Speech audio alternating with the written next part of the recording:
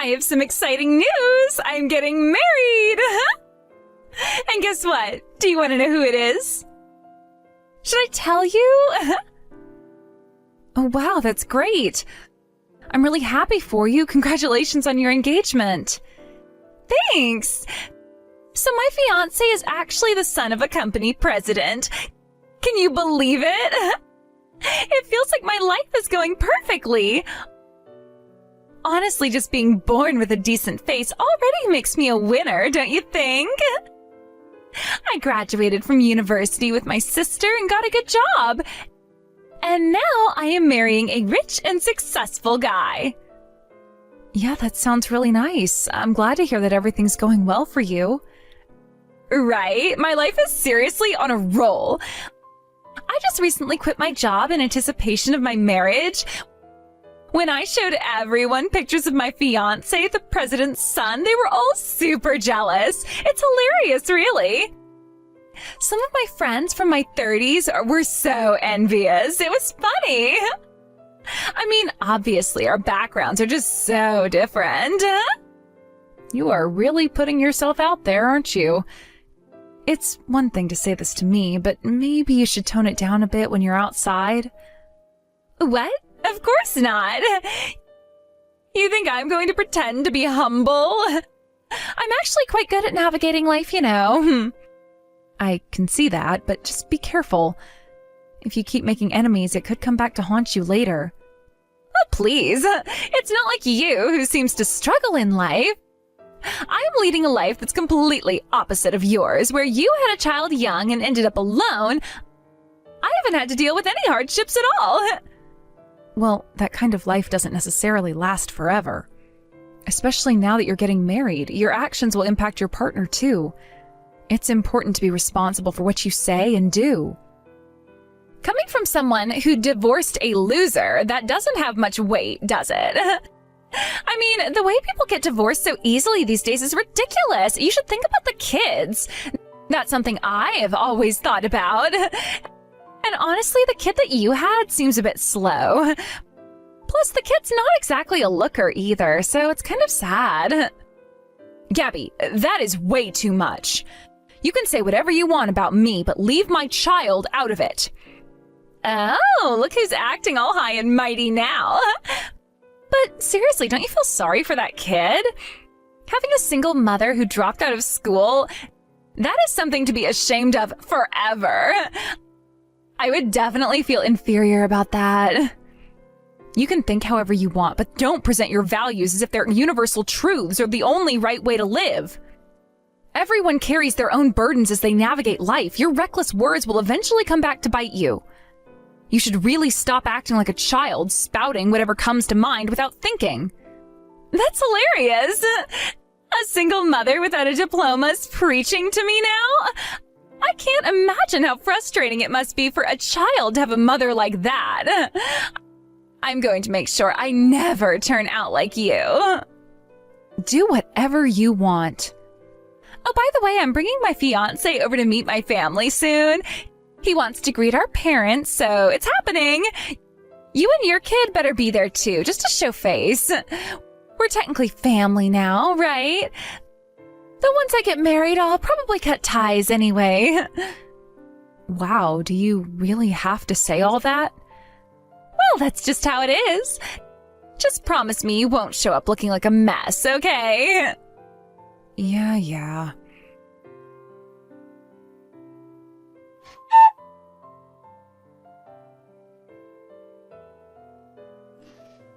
Are you still not here? I'm already here, you know. Can you hurry up? Yeah, sorry, I'm on my way, so please wait a bit. There was a train delay because of an accident. Huh? Are you kidding me? That's such a pathetic excuse. You should have anticipated that and left earlier. I did leave early, but this happened. I'll figure out a way to get there, so please wait. Oh, this is the worst. As if it's not bad enough that I have to introduce my low-spec sister. Now you're going to be late, too? You're really failing as a person, you know. I said I'm sorry. Whatever. I already told my fiancé that you're just my servant. Huh? What do you mean by that? Do you think I'd hang around with someone like you otherwise? You're a single mom who dropped out of high school. You're just a disgrace to the family. I told my fiancé he could treat you however he wants, like a servant. Wow. If someone introduced me like that, I'd be completely disgusted by them. But whatever, I just got a taxi, so I'll be there soon.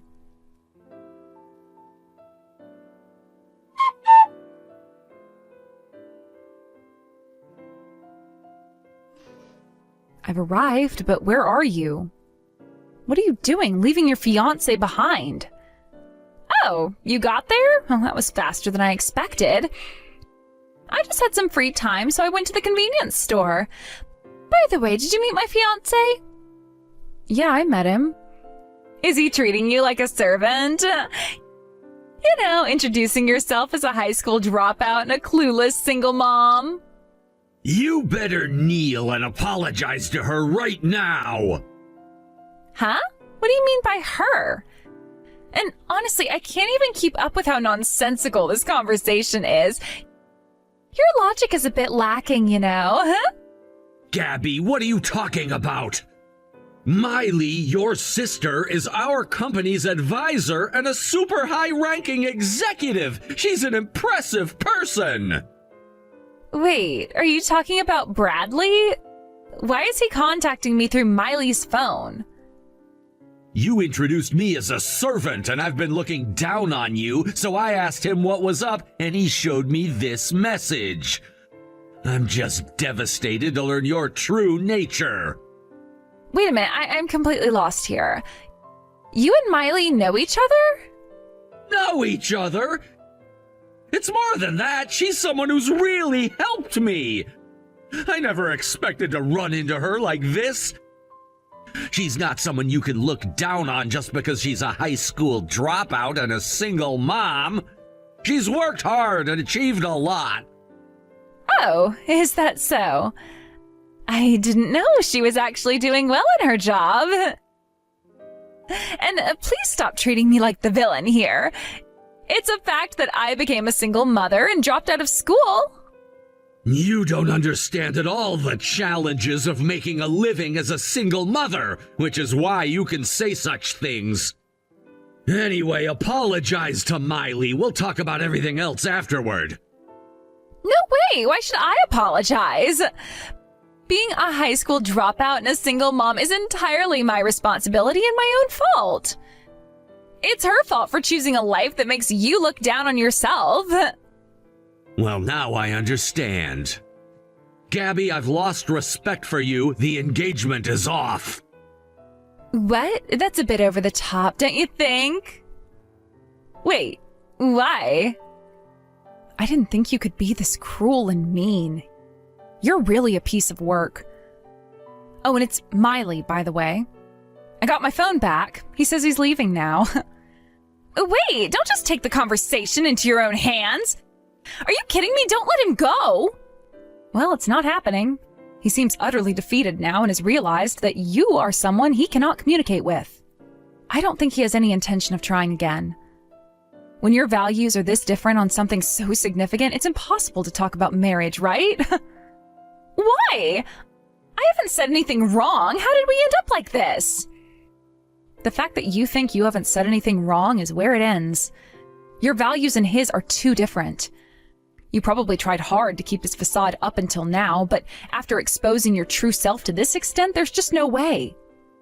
This is your fault. If you hadn't meddled, he wouldn't be angry. I get it that you don't want me to be happy in my perfect life, but please don't ruin my life. What are you talking about? If anyone is interrupting your life, it's definitely you. I'm not hindering your life at all. You forgot that you were the one who interrupted mine? I'm not to blame. You're talking about your ex-husband, aren't you? I told you before, it's his fault. He wanted to have a relationship with me because I'm prettier than you. Can you not blame everything on me? You're the one who chose him. Well, I think that myself. That's why I haven't blamed you too much until now. I just can't comprehend how someone would even think about going after their sister's fiancé. It became clear that you lack common sense, and it's pointless to keep talking about things that are in the past. I can't accept that you're doing this to me. You need to fix Bradley's misunderstanding. Take responsibility. Misunderstanding? What do you mean? You're definitely making it seem like it's all my fault. I'm not that bad of a person. I've been trying my best to live my life. No, you come off as pretty terrible to me, and I'm sure Bradley sees you the same way. You seem like someone who's always relied on your privileged background and who's lived without any knowledge of real hardship. It's painfully obvious. What did you just say? Didn't you hear? I told you that being a single mother and making a living is hard work. I don't understand how you can't grasp that, especially since you're her sister, and yet he can. Well, it makes sense because his father runs a business that provides services for single mothers. Now that you mention it, I think I remember hearing something about that. See?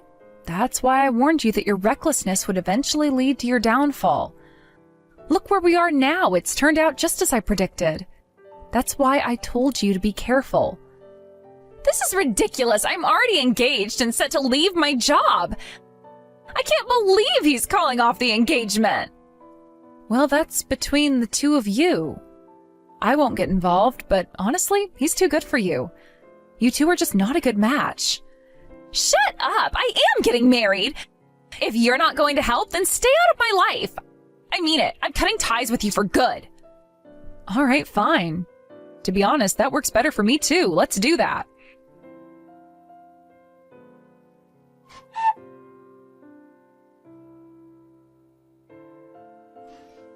Miley, I'm truly sorry for showing you such an unpleasant side.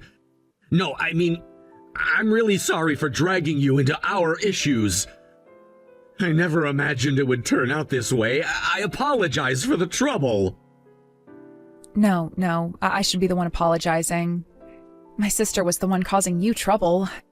You must have been so shocked. Yes, honestly, I was so shocked I could hardly believe it. But after Miley showed me the messages, I had no choice but to believe it. I'm really grateful that I learned the truth about her before we got married. I agree. I was also relieved that I happened to meet you at the time when Gabby wasn't around. If she'd been here, you probably would have witnessed an ugly argument between sisters, which would have been unpleasant for everyone involved. And it's just a shame that you came all this way to formally meet with the family to announce the engagement. Oh, no, not at all. Honestly, if I had seen any kind of argument between you two, I probably would have been even more certain about my decision to end things with her. I'm grateful I could talk to you like this without her around. I'm glad to hear you say that, but I can't help feeling somewhat responsible for getting in the way of your engagement like this. It's just a little hard to ignore that the two of you were so close to getting married, and I feel somewhat responsible for ruining that. No, really, you don't have to feel that way. Actually, truth be told, I already had some doubts about marrying her.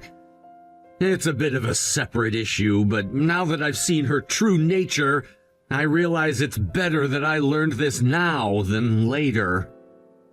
Oh, wait a moment. You were feeling betrayed? Yeah. When I found out what she really thought about people around her, including her own sister, I started piecing things together. The way she talked about her own family, her own sibling with such disrespect. It made me question if that's how she would one day talk about me, too. She seemed to have no empathy or care, and her attitude was just so cold-hearted. I've been in relationships before, but I've never experienced this kind of malice, I guess. I understand. Gabby's always had her strong opinions, but it's shocking to hear how far she's gone. You're absolutely right to take it seriously. No one should have to put up with such behavior, and I'm sorry you even had to experience it in the first place. Hearing you say that makes me feel reassured. I feel like I've made the right choice. Your support means a lot. I feel like I'm finally seeing things clearly. You're very kind. I'm sorry things turned out this way, but sometimes these challenges can be blessings in disguise. It takes strength to see what's real and make the right choices. If I can help in any way, don't hesitate to reach out. I really appreciate it, Miley. Knowing someone like you was part of her family was what kept me hopeful for so long. I'm sorry things turned out this way, but honestly, I feel a lot lighter. Thank you for being so understanding. You're welcome. I hope everything works out for the best for you, Bradley.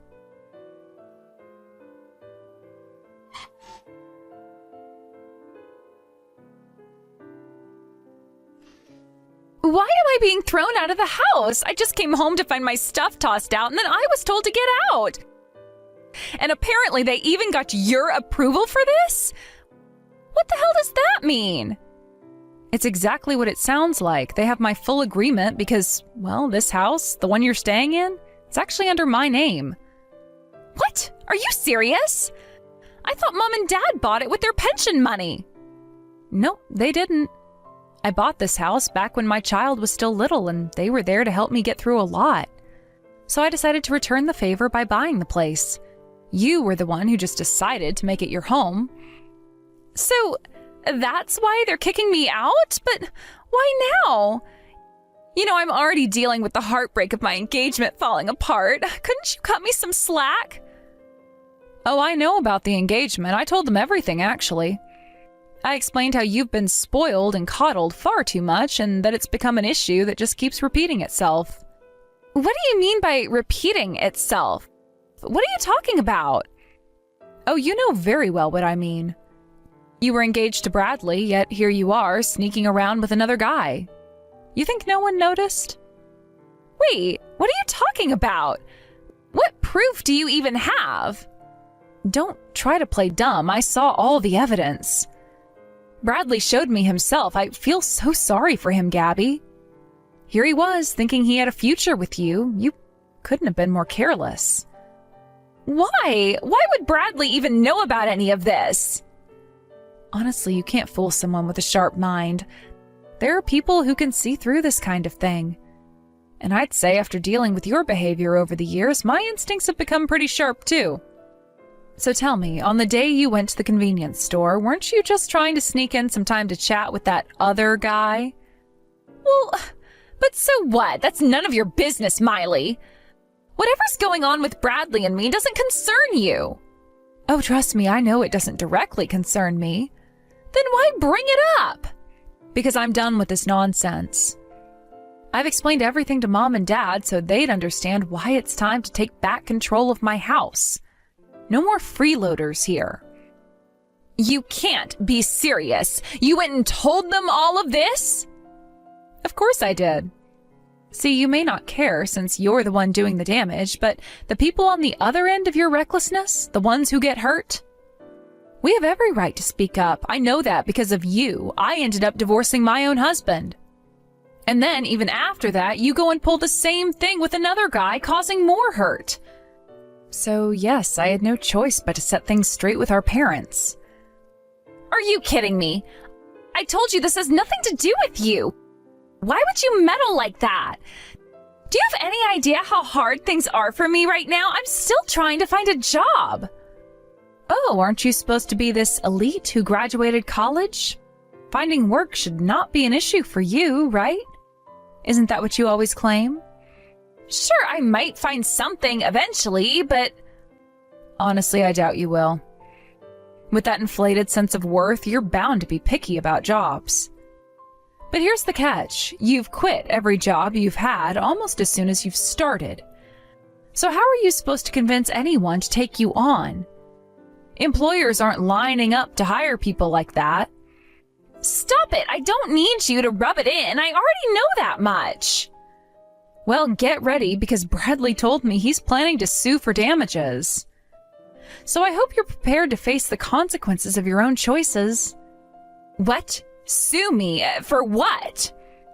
You two were engaged, right? He has every right to seek damages. This is your reality now, so buckle up. No, wait, no way! I don't have that kind of money! I don't even have a place to live now. Miley, come on, please say something to him. I'll apologize for everything. Just let me come back home. No, you think I'm your servant? Helping you out after everything you've done would make me nothing more than your personal doormat. I gave you plenty of chances to get your act together, Gabby. But it's clear that none of it ever meant anything to you. Please, Miley, I'm begging you, help me out here. Oh, wasn't it you who once told me we live opposite lives, that you were the successful one? Looks like it's true in a way. Now you're getting a real taste of rock bottom. Enjoy.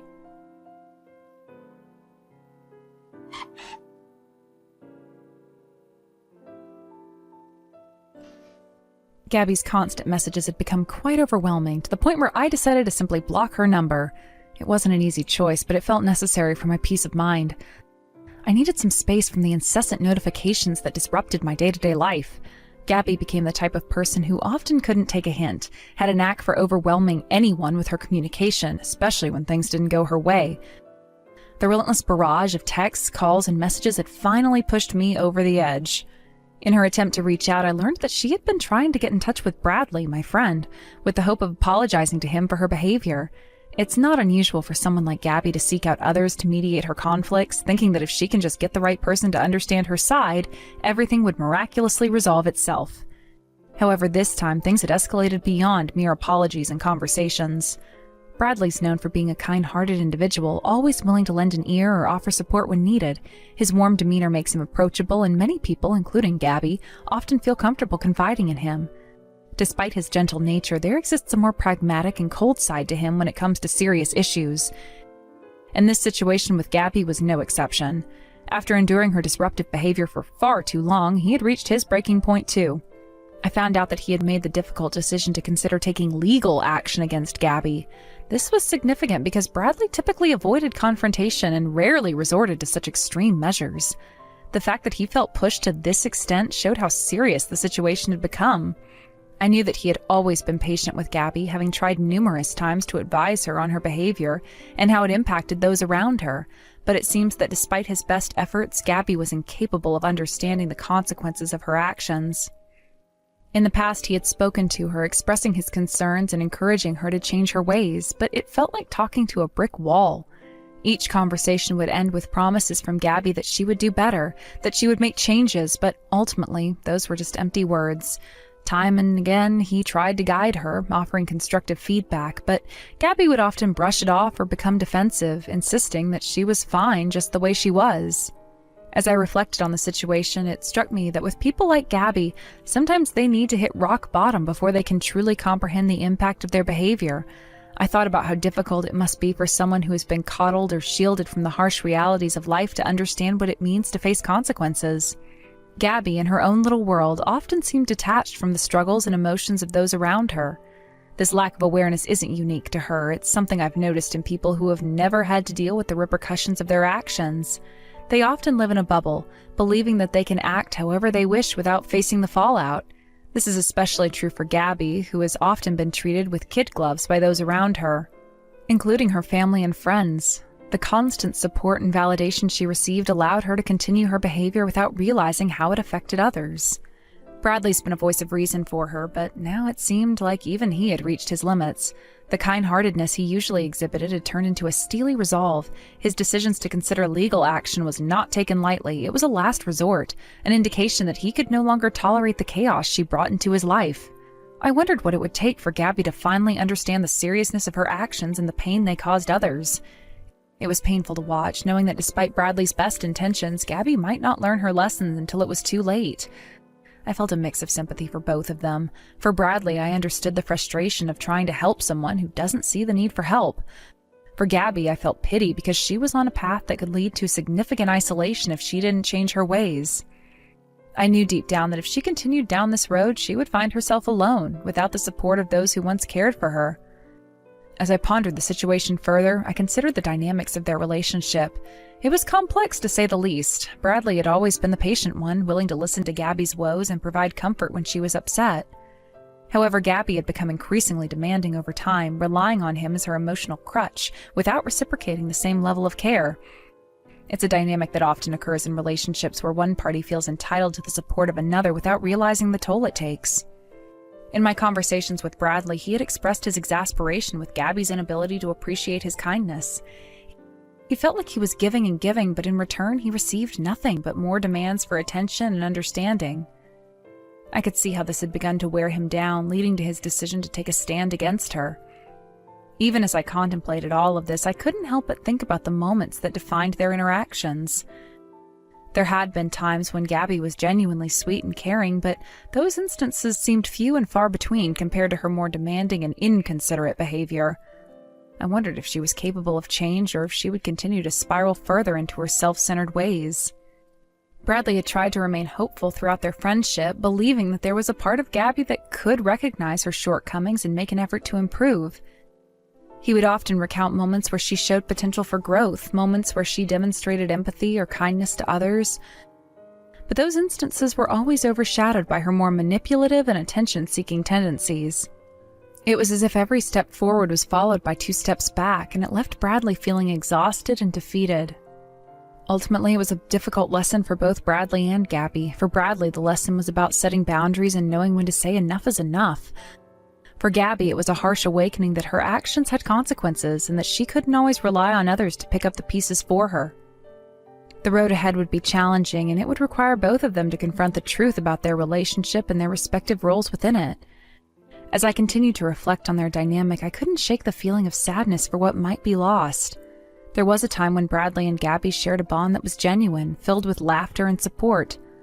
But now that bond was strained to the breaking point, and I feared that the damage done could be irreparable. It was painful to see 2 people who once cared for each other reaching the point of no return. In the days that followed, I kept in touch with Bradley, hoping to provide him with the support he needed during this tumultuous time. I could sense the weight of the decision he faced pressing down on him. He was caught between his natural inclination to help others with the realization that he had prioritized his own well-being. It's a conflict many people experience when they care deeply for someone who continuously drains their emotional resources. Bradley began to open up more about his feelings, and I listened carefully as he navigated the complexities of the situation. He expressed his disappointment not only in Gabby, but also in himself for allowing things to get this far. He wondered how he had managed to get to a point where he felt he had no other option but to consider legal action. The guilt weighed heavily on him, even though I assured him that he had done everything he could to help her. I encouraged him to reflect on his own needs and to recognize that it was okay to prioritize his mental health. After all, he couldn't pour from an empty cup. I reminded him that his feelings were valid and he had every right to protect himself from emotional turmoil. It was a long and difficult conversation, but I hoped it would provide him with some clarity as he continued to grapple with his decision. Meanwhile, I also thought about Gabby and the path she was on. I couldn't help but feel a sense of foreboding for her future. She was caught in a cycle of behavior that seemed to lead only to isolation and regret. I wondered if there would ever come a time that she would reflect on her actions and see the damage she had done to her relationships. It was troubling to think that she might continue to live her life oblivious to the chaos she caused. There was a part of me that hoped she would eventually reach out for help, that she would realize the importance of self-awareness and change. Perhaps hitting rock bottom could serve as the catalyst for her transformation. But I also knew that change had to come from within, so no amount of external pressure could force someone to grow if they weren't ready to do so. As I considered the broader implications of this situation, I reflected on how often we encounter people like Gabby in our lives. Individuals who struggle to take responsibility for their actions, who navigate life without considering the impact they have on those around them. It's a harsh reality that many of us must face, and it can be incredibly disheartening to watch someone spiral downward, seemingly oblivious to the consequences of their behavior. The situation with Gabby and Bradley served as a reminder of the importance of boundaries in relationships. It highlighted the necessity of recognizing when someone's behavior becomes detrimental and knowing when to take a step